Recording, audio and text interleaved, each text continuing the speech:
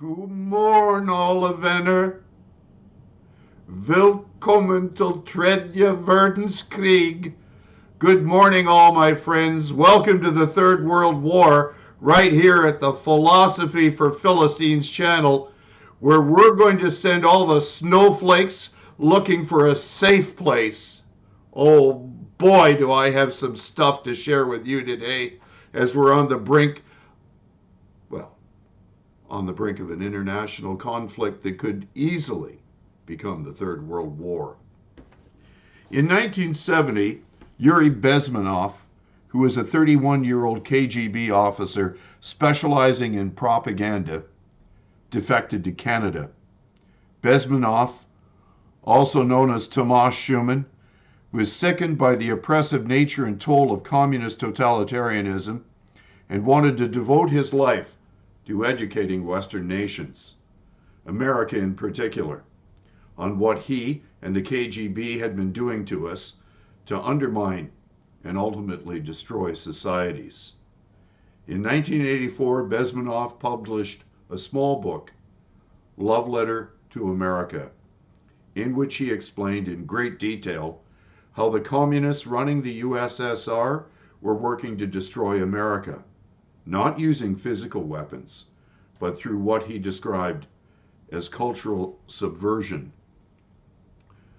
We don't know his endgame, and neither do we know how much of his KGB training he still employs. But in light of current events, like him brutalizing the Ukraine, there may be a way for us to get a deeper understanding by studying the words of Yuri Alexandrovich Bezmenov, a former KGB agent who defected to Canada in 1970. In 1984, Bezmenov gave an interview to G. Edward Griffin, from which much can be learned today. His most chilling point was that there's a long-term plan in play by Russia to defeat America through psychological warfare and demoralization. It's a long game that takes decades to achieve, but it may already be bearing fruit, as in how Trudeau treated truckers' legitimate complaints. Bezmenov made the point that the work of the KGB mainly does not involve espionage, despite what our popular culture may tell us. Most of the work, 85% of it, was a slow process which we call either ideological subversion, active measures, or psychological warfare. In what is perhaps the most striking passage in the interview, here's how Bezmenov described the state of a demoralized person. Listen closely. As I mentioned before, exposure to true information does not matter anymore, said Bezmenov. That's why no matter how much we share the truth with the woke ostrich mob, those who have their heads buried deep in the sand of postmodern delusion, no matter how much you share the truth with them, a person who is demoralized is unable to access true information. The facts tell nothing to him. Even if I shower him with information, with authentic proof, with documents, with pictures, even if I take him by force to the Soviet Union and show him a concentration camp, he will refuse to believe it until he receives a kick in his fat bottom. When a military boot crashes his balls, then he will understand, but not before that. That's the tragedy of the situation of demoralization, which is exactly what we're seeing in the Ukraine today, as the military boot crushes any freedom that nation may have once enjoyed in spite of all of its corruption. It's hard not to see in that state of many modern Americans. It's hard not to see in that the state of many modern Americans. We have become a society of polarized tribes, with some people flat out rejecting facts in favor of narratives and opinions, which is why I insist throughout the rest of my podcast you refer to me as Bill the Shim. My pronouns are always important. Once demoralization is completed, the second stage of ideological brainwashing is destabilization. During this 2 to 5 year period, asserted Bezmenov, what matters is the targeting of essential structural elements of a nation. Its economy, foreign relations, and defense systems. Basically, the subverter, Russia, would look to destabilize every one of those areas in the United States, considerably weakening it. To add to Bezmenov, I'll suggest that it's not merely Russia, but it's also CCP-led China. The third stage would be crisis. Could that be COVID-19, then an emerging third world war? Looks like a crisis to me. It would take only up to 6 weeks to send a country into crisis, explained Bezmenov. This crisis would bring a violent change of power, structure, and economy, and will be followed by the last stage of normalization. This is why they're always talking about the new normal. That's when your country is basically taken over, living under a new ideology and reality. Just look at how Trudeau treated the truckers and how people who've committed indictable drug offenses and even murder are being released from prison, while legitimate protesters are being held in jail without bail. That's when your country is basically taking over, living under a new ideology and reality. This will happen to America unless it gets rid of people who will bring it to a crisis, warned Bezmenov. What's more, if people will fail to grasp the impending danger of that development, nothing ever can help the United States, adding, you may kiss goodbye to your freedom. I've done that already, so, I've given it the final kiss. It bears saying that when he made this statement, he was warning about baby boomers and Democrats of the time, which would include here in Canada what is falsely called the liberal left, and the NDP certainly, and of course the wacky greenies. In another somewhat terrifying excerpt, here's what Bezmenov had to say about what is really happening in the United States. It may think it is living in peace, but it has been actively at war with Russia, and for some time. He should have included the CCP-led China here. Most of the American politicians, media, and educational system trains another generation of people to think they are living at the peacetime, said former KGB agent. False. United States is in a state of war, undeclared. Total war against the basic principles and foundations of a system of liberty. Bezmenov's interview can be seen at the YouTube link I'm posting below to this video.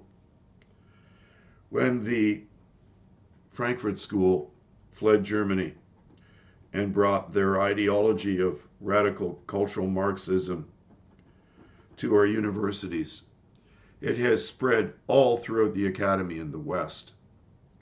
This is why we're hearing such ridiculous phrases as toxic masculinity, when it is in fact masculinity right now that is the most needed commodity. I saw an idiotic meme, I shared this the other day in one of my other vlogs, where a child was holding up a flower to a tank, a little girl, as though that is going to stop a tyrannical totalitarian like Putin. I've even seen military colleagues of my wife's on social media decrying the fact that if we assist the Ukraine in any way, that this may lead to Putin attacking NATO territory, which would place us in a de facto world war. what is most disturbing to me about that is that there's something so Chamberlain about that attitude. Dr. Jordan B. Peterson wisely stated that two diametrically opposing ideologies cannot peacefully coexist. It is impossible for totalitarianism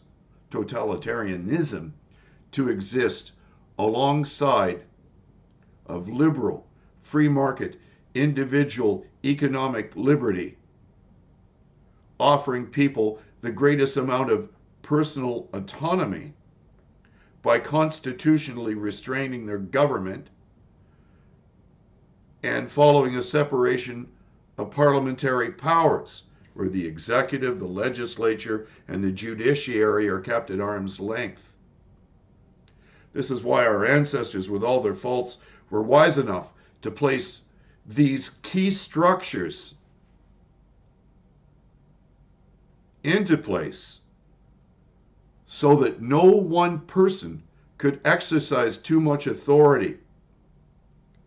I have talked to countless musicians since basically 2014, when I really woke up to the extent of this threat, who are absolutely complicit in the vast lie that Bezmenov is speaking of. And the fact that we have sent our entire supply chain to communist China, that we ended the war, that America ended the war in Vietnam by cooperating with the actual combatant involved in that war, which was always communist China, because the Viet Cong had no weapons of their own. It was the communist Chinese that was supplying the Viet Cong with their weaponry, and that Kissinger and Tricky Dicky made a deal with them, which eventually led America to send our manufacturing to a communist nation to fund a communist takedown of the West, which is exactly what COVID-19 was aimed at.